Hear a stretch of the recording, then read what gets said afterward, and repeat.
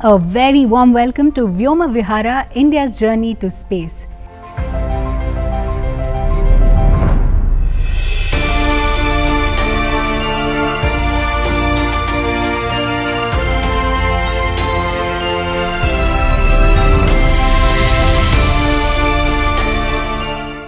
This is a special feature on India's space program as part of the World Space Week observed during 4th October to 10th October, and we are excited to take you through some of the highlights of the Indian space program.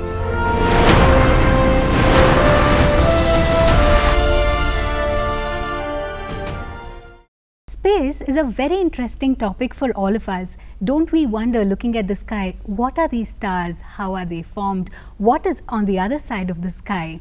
And this being the World Space Week, we also have with us Dr. A.S. Kiran Kumar, who is the ex-chairman of ISRO and current Vikram Sarabhai professor at ISRO. Who better than him can tell us what the space science is all about? Let's welcome him and talk to him with all our questions. Sir, namaste and a very warm welcome to the show. Thank you. So what is World Space Week? What is the significance? Why do we observe this? See, the very first object that was put into space were by Russians way back in 57, and that's Sputnik which was put, and then we also had the Russians carrying the first astronauts into space, and then the Space Week is celebrated primarily to remember that and then bring information to the entire the global community about what space has done and how space is making a difference to the lives of the people. So to do this every year in this week, the various agencies work and then try to provide more and more information on what's happening. ISRO has managed to stand out and do exceptionally well, particularly in terms of repeated successes of numerous launches.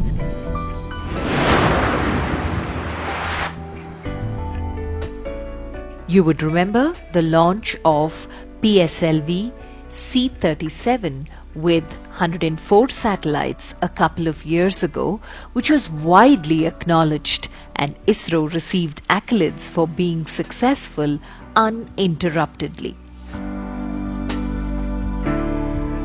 Almost every news media in India and abroad praised this event, and wishes for its achievements came in from almost all quarters.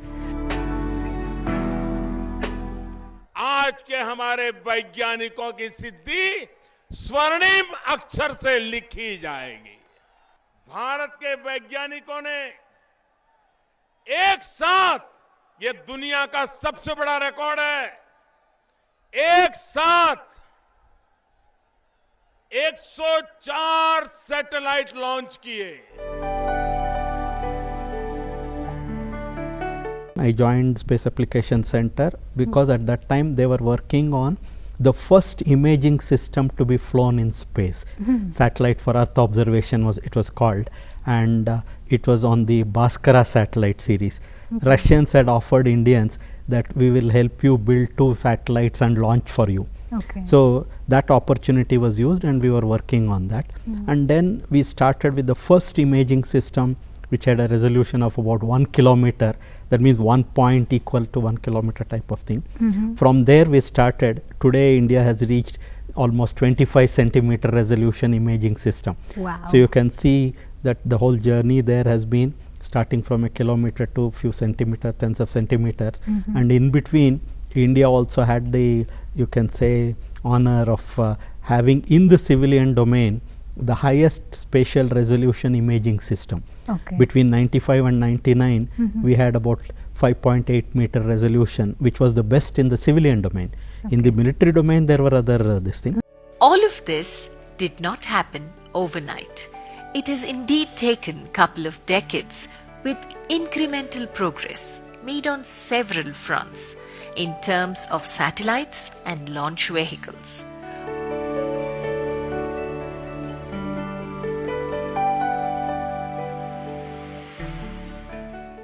Today India is among the few countries which have the end-to-end capability of launch vehicles, satellites and applications for that. When it comes to the Indian space program, one should acknowledge the initial foundations laid by Dr. Vikram Sarabhai, who was instrumental in getting India's space program going.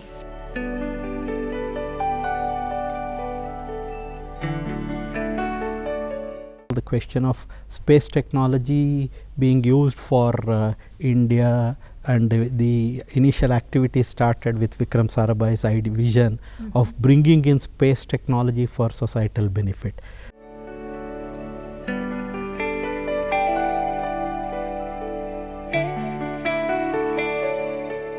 However, we lost him too early, and the space program would be orphaned if not for Professor Satish Dhawan, who came in to lead the program and the organization.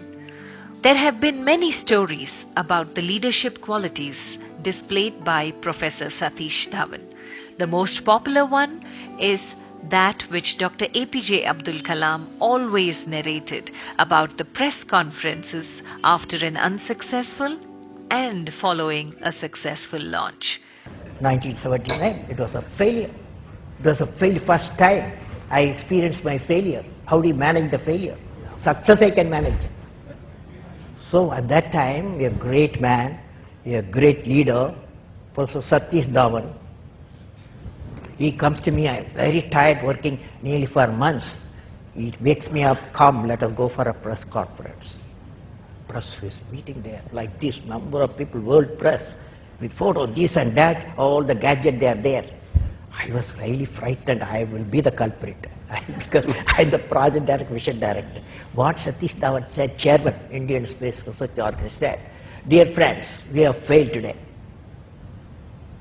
It's the first time I have to give all the success, all the failure is, I want to support my technologists and scientists and staff so that next year they succeed. So he took the whole blame himself.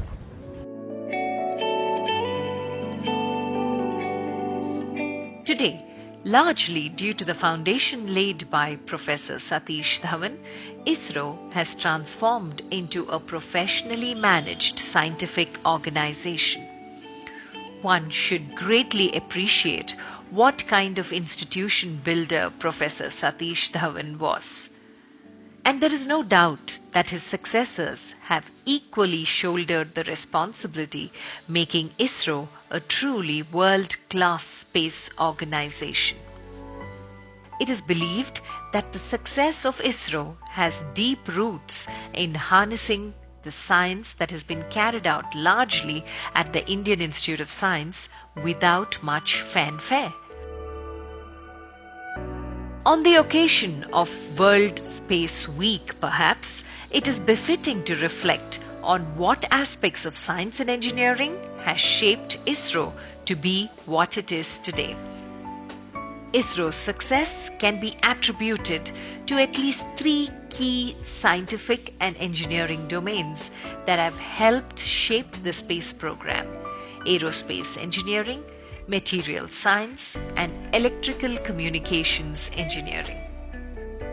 The Aerospace Engineering Department at IISc is the oldest such department in the country, established in 1942. The required capabilities for designing a launch vehicle was known and accessible. Following the support of aerospace has been the complementary support from materials engineering, then known as metallurgy, that was established in 1945. The materials engineering aided in developing the outer cover and appropriate materials and composites to be used in the launch vehicles and satellites that could tolerate extreme temperatures in its role as the protective cover. The Electrical Communications Engineering Department was carved out of the Electrical Technology Department in 1946 at IISc. The science and engineering here aided in ensuring that all the communications from the ground control stations and the satellites were in place.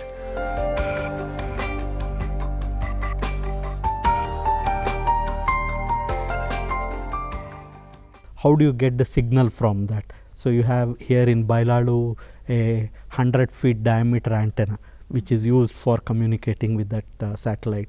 And another aspect we have to appreciate, see if that object, everything is working fine in that satellite, but if its orientation is in error by just 2 degrees in angle, then it will go outside, the signal will go well outside the earth and we will never be able to catch anything.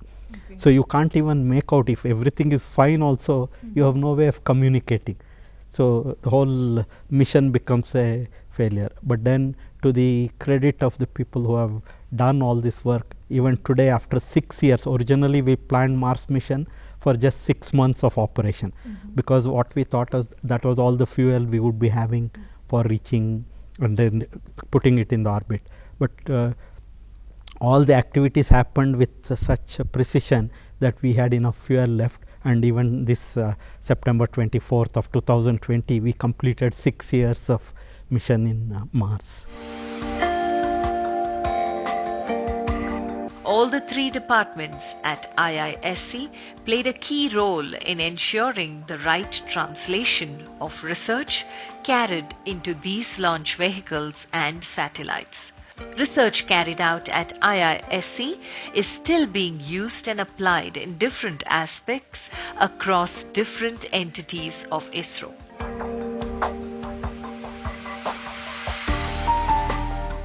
Apart from advancing science and engineering, which helped shape the space program, there have been numerous other domains that have greatly benefited from Indian space program. Notably, satellite communication through INSAT series has provided the much needed self-reliance for meteorology, telecommunications and broadcasting. Today, for example, the kind of optical and imaging instruments what we have built, we are able to provide information, whether it is on the prospective fishing zone of the fish, and then telling the fisherman where to go for fishing, or continuously observe from geostationary platform instrument like imagers and sounders, which helps us vertical atmospheric temperature and humidity profile, cloud formation, using this predicting cyclones and telling ahead of cyclone hitting a particular coastal region for disaster relief agencies to evacuate the people.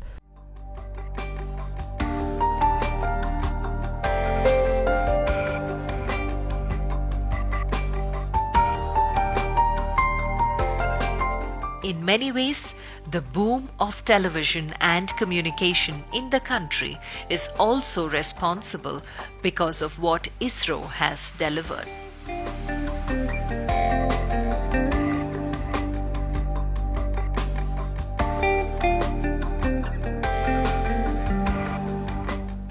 Today, you also have from space technology like crop assessment and forecasting. Right. India is provided in about 11 crops. What is the harvest that is going to occur ahead of actually the harvesting. So, and then for planning, you have got the imaging data. So, there is a host of activities which space technology has done and where we have been able to contribute by building these capabilities. Tangible benefits in telecommunications and meteorology aside, there have been significant efforts in understanding our Earth systems and space too. A host of remote sensing satellites have indeed been aiding in better monitoring of land systems. More than Earth system itself, our understanding of space through a host of astronomy and astrophysics programs that are pursued at Indian Institute of Science, Indian Institute of Astrophysics and Raman Research Institute are giving us newer understanding of the ever-expanding space.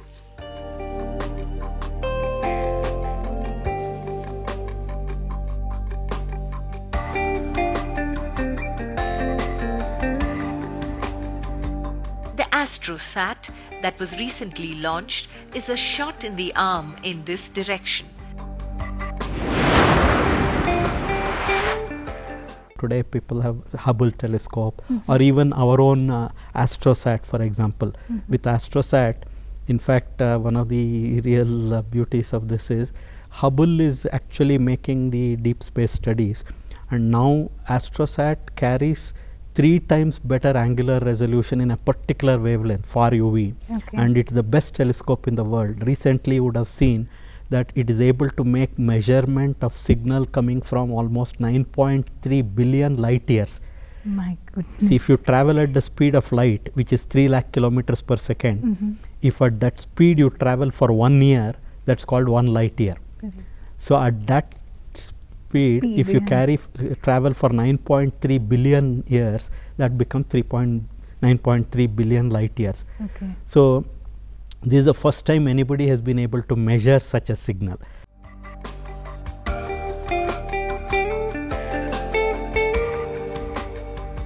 The onboard measurement systems on Chandrayaan-1, Chandrayaan-2, Mangalyaan-1 and AstroSat have indeed enhanced our understanding of outer space more than ever.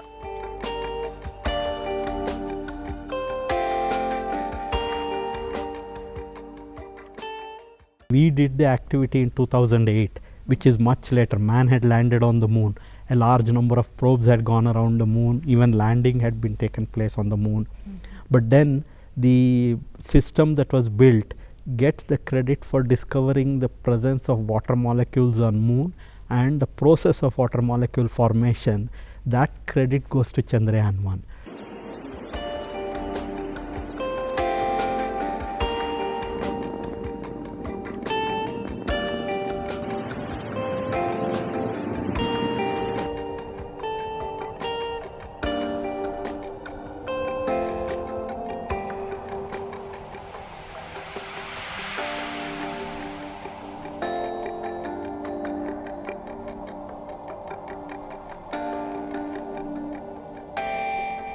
What was actually done in Mangalyaan mission and why globally it made a mark is, within the constrained capacity of the launch vehicle we had of PSLV, we were able to conceive of a mission where we could take an object, put it into the Mars orbit in our very first attempt, because nobody had done as a country in the very first attempt such a mission. Of course, we had the advantage of learning on others' experience, but even then an activity like this was quite involved, and both in terms of the cost in which it was done, the time within which it was done, and the kind of challenges that it posed to this. The entire world was looking at India because how such a thing has happened. 0 plus 1 2 3 Liftoff. Liftoff normal. प्रक्षेपण सफलता. It is a precise time instant. For example, it was on September 24, 2014, morning 7:30 a.m. To that second, this object, after traveling 600 million kilometers of distance over 9 months, had to be, you imagine a cube of 50 kilometers in space. It has to be inside that after doing all this travel.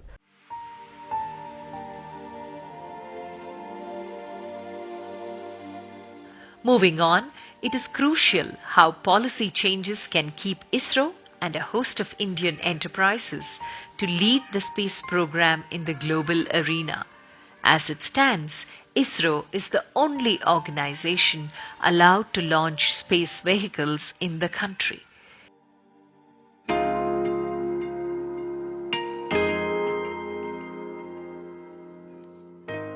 The government recently has made a big policy announcement also, how private enterprises can make use of the facilities that have been developed at ISRO, using those facilities, build their own vehicles, satellites and then instruments, and provide services. So for all that, government is trying to do.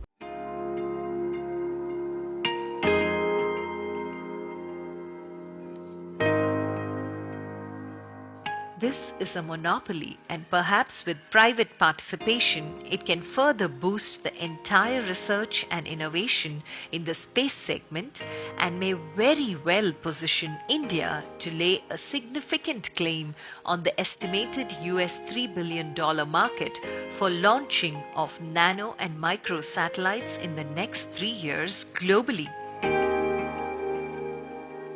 in the coming days and future, all these areas, it is a private enterprise which has the agility, speed, and it can generate resources because it sees the advantage of being the first to do such a thing and earn from that.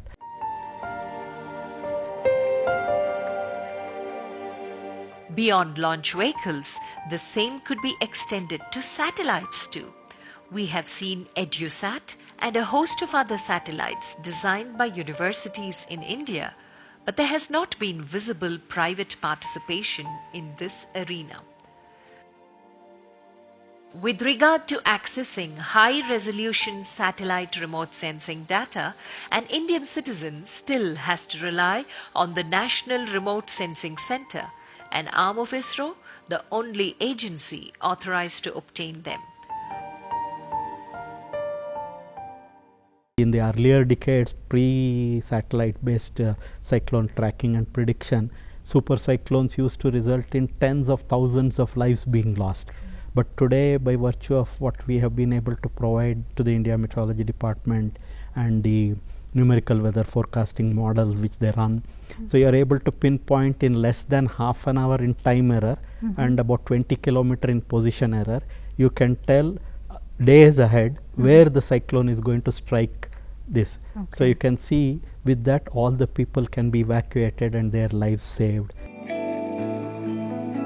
The time is ripe for the policymakers to open the space segment for private participation and ride on the success of ISRO and all the available talent to take India forward for several decades to come. Beyond moonshots, India should now set its eyes to the next level.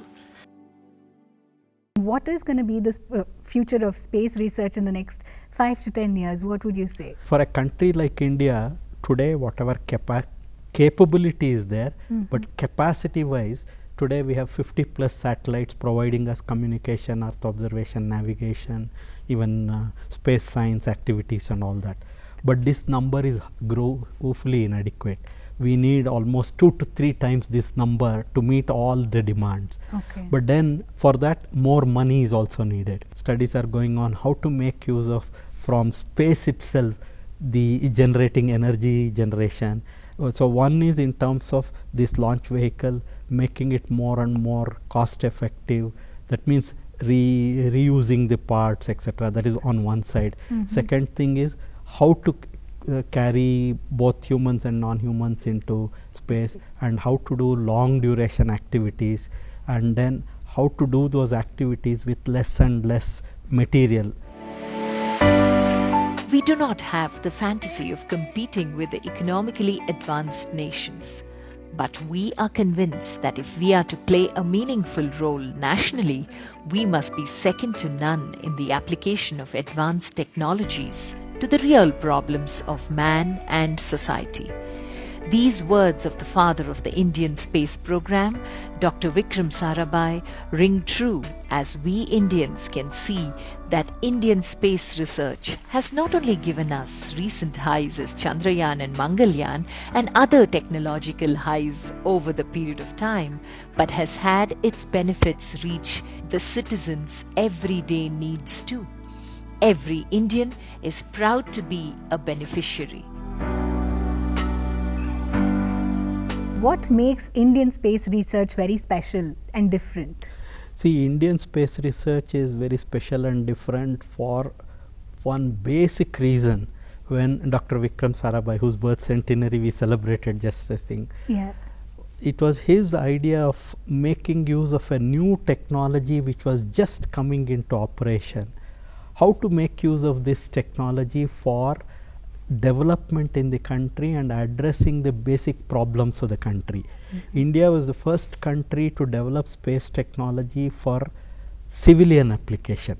Everybody else started their space technology activities primarily for the purpose of strategic and defense requirement as an extension to that. India was the first country to totally concentrate on use of space technology, like I said, solving communication problem, reaching information to the people by conducting the first socio-technological experiment, and then weather prediction and monitoring, then even drilling bore wells across the country, crop forecast, crop yield assessment and thing. So all this, so today while India may be the 4th, 5th in different areas, launch vehicles, satellite, etc. Everybody agrees in terms of applying the space technology for the day-to-day problems of the country, India is ahead of the others, and it has made the actual implementation very different. From 1999 onwards, by looking at the color of the ocean, identifying chlorophyll and the food chain of the fish, ISRO was able to provide the prospecting fishing zone information to the fishermen across the 7,500 kilometer coastline of India. In addition to that, with our nascent navigation capability, we are in a position to provide small gadget in the boat of the fisherman and the mobile in his hands. The fisherman gets in a video compass mode where to go for fishing, and he gets an alert on weather vagaries and sea state roughness, etc. So here you can see a person who does not know reading or writing is given the advantage of the most advanced technology of rockets, satellites and instruments, and he is able to carry on his livelihood.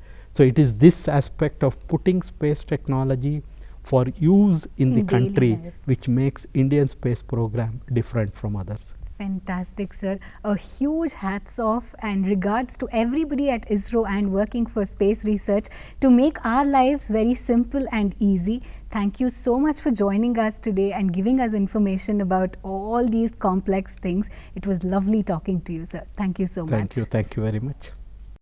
This feature is just the tip of the iceberg of the contribution of ISRO's achievements.